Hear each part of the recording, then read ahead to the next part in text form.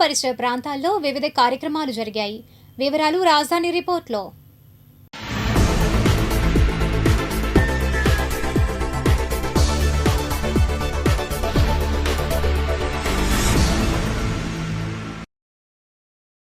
కూటమి ప్రభుత్వం సుపరిపాలన 2 సంవత్సరాలు పూర్తయిన సందర్భంగా ప్రభుత్వం చేసిన పనులను తెలియపరుస్తూ రాజధాని ప్రాంతంలోని వెంకటపాలెం తదితర ప్రాంతాల్లో తాడికొండ శాసనసభ్యులు తెనాలి శ్రావణ్ కుమార్ పాల్గొని డోర్ టు డోర్ ఇంటింటికి కార్యక్రమంలో సోమవారం పాల్గొన్నారు.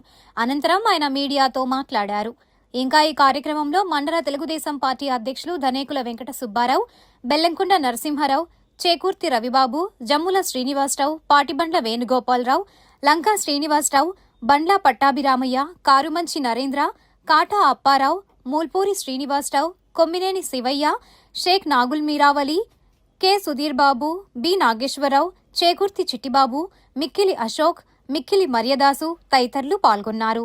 తాడికొండ నియోజకవర్గం కుల్లూరు మండలం వెంకటపాలెం గ్రామంలో ఈ రోజున రాష్ట్ర వ్యాప్తంగా గౌరవ ముఖ్యమంత్రి వర్యులు ఇచ్చిన పిలుపు మేరకు ఇంటింటికి తెలుగుదేశం కార్యక్రమం 2 కూటమి ప్రభుత్వం ఏర్పాటై 2 సంవత్సరాలైన సందర్భంగా ఈ రోజున ఇంటింటికి తెలుగుదేశం కార్యక్రమం నిర్వహించడం జరుగుతూ ఉంది. ప్రతి బూత్లోనూ ప్రతిరోజు 30 ఇళ్లని సందర్శించి ఈ రాష్ట్ర ప్రభుత్వం వచ్చిన తర్వాత, ఈ ప్రభుత్వం వచ్చిన తర్వాత వచ్చిన సౌకర్యాలు, వారికి పొందిన లబ్ధి, సంక్షేమ కార్యక్రమాలు, అభివృద్ధి కార్యక్రమాలు అన్నింటినీ వివరించడం జరుగుతుంది. అయితే నిన్నగాక మొన్న తల్లికి వందనం పడింది. అందరూ కూడా చాలా సంతోషంగా ఉన్నారు. ఏ ఇంట్లో అడిగినా మా అబ్బాయికి, మా పిల్లలకి డబ్బులు పడినాయి అని చెప్పి చాలా సంతోషంగా ఉన్నారు. ఇప్పుడే మనం చూసాం, మిట్టసిల డేవిడ్ అనే వాళ్ళ కుటుంబంలో 3 పిల్లలకి తల్లికి వందనం పడింది. ఒకళ్ళు 5, ఒకళ్ళు 3, ఒకటో తరగతి. ఈ 3కి కూడా డబ్బులు పడటం జరిగింది. గత ప్రభుత్వంలో ఇది కాదు. జగన్మోహన్ రెడ్డి గారు ఆ పథకం పేరేంటి, అమ్మఒడి పథకం ద్వారా నేను అందరినీ చదివిస్తానని చెప్పడం ఎన్నికల్లో వాగ్దానం చేశాడు.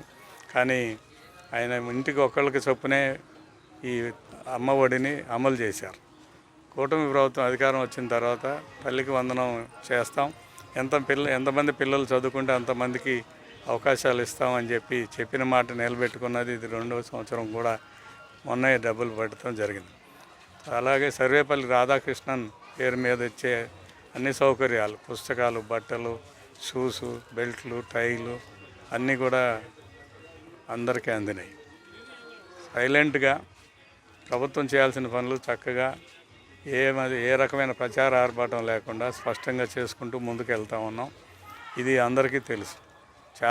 ఇప్పుడు ఇంటింటికి తిరగడం ద్వారా గ్రామంలోని సమస్యలు, స్థానిక సమస్యలు ఏమైతే ఉన్నాయో వాటన్నిటిని కూడా నోట్ చేసుకొని వాటిని సరిచేయడానికి కోసం అధికార యంత్రాంగం కూడా కలిపి తిరుగుతూ ఉన్నాం.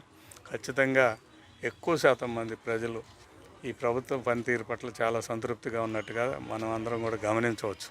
వారి ముఖాల్లోనే ఆనందం కనిపిస్తాం. మరీ ముఖ్యంగా రాజధానిలో ఈ కార్యక్రమాలు జరగటం చాలా సంతోషంగా ఉంది. ఒక్కొక్కటిగా పనులు పూర్తి అవుతూ ఉన్నాయి. అదేవిధంగా గ్రామాల్లో మౌలిక వసతుల కల్పన కోసం కూడా కార్యక్రమాలు చేపట్టారు. ఈ కార్యక్రమాలన్నీ పూర్తయిన తర్వాత ఇంకా ప్రజలందరూ హ్యాపీగా ఉంటారని తెలియజేసుకుంటూ సెలవు తీసుకుంటాం.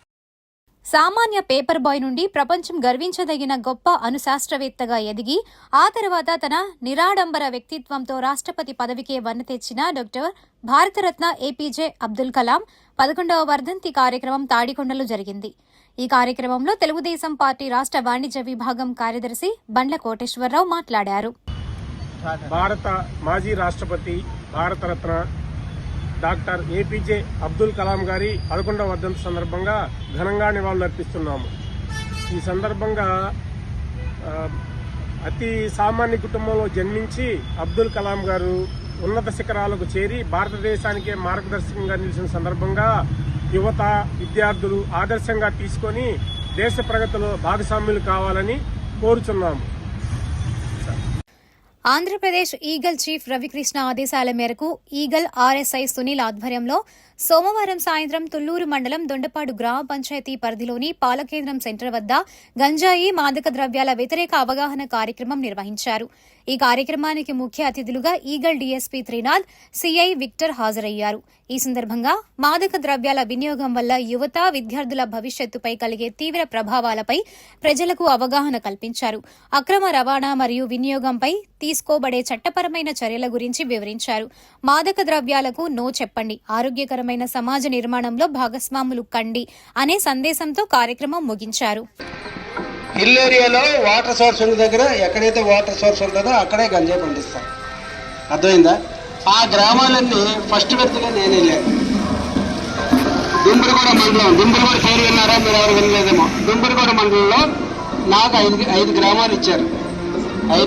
ఐదు గ్రామాలు జాకరవలస, లైగండి, ఆర్మ. ఈ 5 గ్రామాలకు మేము వెళ్ళాం. అయితే ఇప్పుడు మన సీఎం గారు ఏం చేశారంటే ఎవరెవరు గంజాయి పండిస్తున్నారు వాళ్ళ రైతులు ట్రైబల్స్ పేర్లు అవన్నీ ఐడెంటిఫై చేయడం